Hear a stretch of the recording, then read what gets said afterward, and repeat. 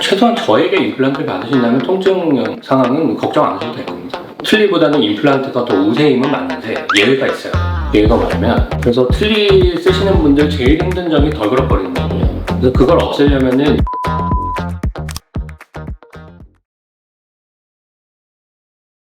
임플란트 치료를 두려워하시는 분들이 굉장히 많아요. 혹시 치료가 많이 아픈가요?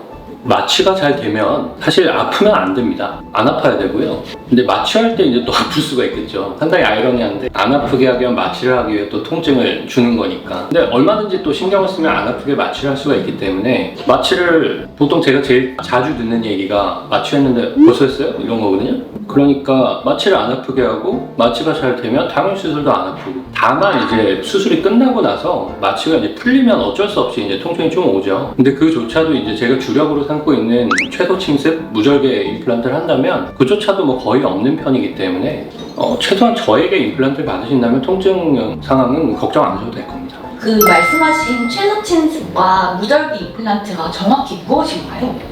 이게 좀 어려운 말일 수도 있는데, 침습이란 게 뭔가를 찢고 열고 막 이렇게 막 하는 거를 침습적이라고 해요. 우리가 최소 침습이라고 하면 지금 현재 그 환자분의 구강 내 상태가 있을 거 아니에요. 그럼 그 상태를 뭔가 최대한 보존한다는 얘기예요. 쉽게 얘기해서 그걸 그대로 두고, 근데 거기 임플란트는 심어야 되니까 임플란트 심기 위해서 어떤 행위들이 필요한데, 그런 것들을 정말 구멍도 조그맣게 뚫고 잇몸을 절개를 한다고 해도 살짝만 흠만 내서 살짝 벌린다던가 이런 식으로 이제 하는 게 최소 침습이고요. 무절개라고 하면은 절개선을 아예 안 넣는 거죠. 그러니까 잇몸 상황이 괜찮고 굳이 잇몸의 확장이 필요 없을 때는 그냥 아주 조그만 구멍만 내서 심어버리니까 그게 이제 무절개 임플란트거든요. 그게 마냥 쉬워 보이지만 사실 쉽진 않죠. 왜냐면 안 보이는 곳, 잇몸을 열면 뼈가 다 보이잖아요. 그럼 보면은 거기 보면서 수술을 하면 쉽죠. 근데 잇몸이 덮여있는 상태에서 수술을 하면 뼈가 어딘지 모르잖아요. 잇몸의 양상으로 대략적으로 내부를 유추할 수는 있으나 정확히 알 수는 없단 말이에요. 근데 임플란트라는 게 뼈가 아주 충분하면 굉장히 쉽게 심을 수 있지만, 이게 굉장히 애매하게 좁으면 정확하게 들어가거든요. 근데 잇몸을 열지 않고 정확하려면 준비가 많이 필요하죠. 그래서 이제 특별한 가이드 시스템도 필요하고요. 그렇게 진행을 하면 이제 무절개 최소 침습 임플란트가 되는 겁니다. 그러면 치아를 발치한 후에 공간이 잘 확보가 되어 있으면 바로 임플란트 식립이 가능한 건가요? 발치를 하고 바로 임플란트를 심는 것을 보통 발치 후 즉시 식립이라고 하는데요. 발즉 식립은 많은 치과 의사들이 어려워하는 것이긴 한데, 제가 오늘 뺐는데 오늘 못 심었다? 이거는 환자분이 시간이 없거나 제가 시간이 없거나 아니면은 아주 극히 드물게 신경관이 거의 뭐 눈에 보인다던가 뭐 그런 경우를 제외하면 거의 99.9% 저는 발치 식립을 다 하고 있거든요.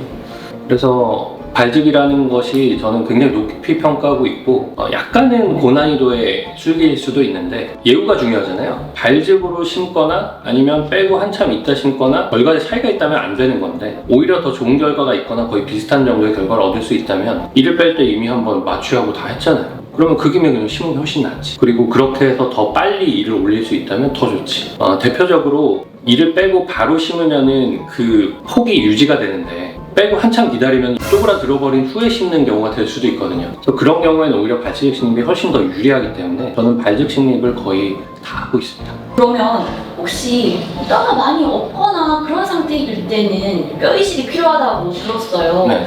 그러면 그 뼈 이식은 어떤 경우에 사람들이 좀 하는 편인가요?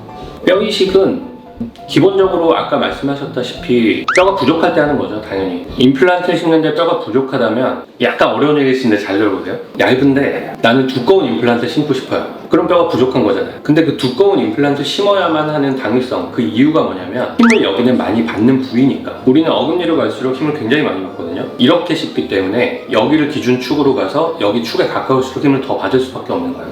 여러분 시소에 앉을 때 뒤에 앉으면 더 유리하잖아요. 그럼 비슷한 거예요. 그렇게 생각을 해보면 여기는 많은 힘을 받아야 되니까 더 두꺼운 걸 심어야 되는데 뼈가 없는 거예요.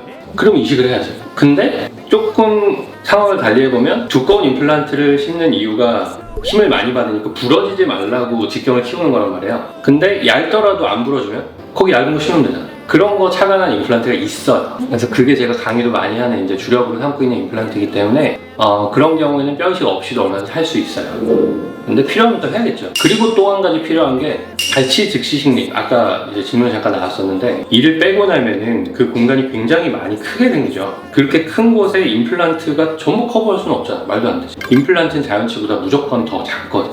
그럼 작은 거를 심으니까 당연히 빈 공간이 생기고 이걸 우리가 갭이라고 하거든요. 뼈 이식 없이 자연으로 치유가 될 수 있는 그 공간이 몇 미리가 되느냐 이런 연구도 이미 오래전부터 다 해왔어요.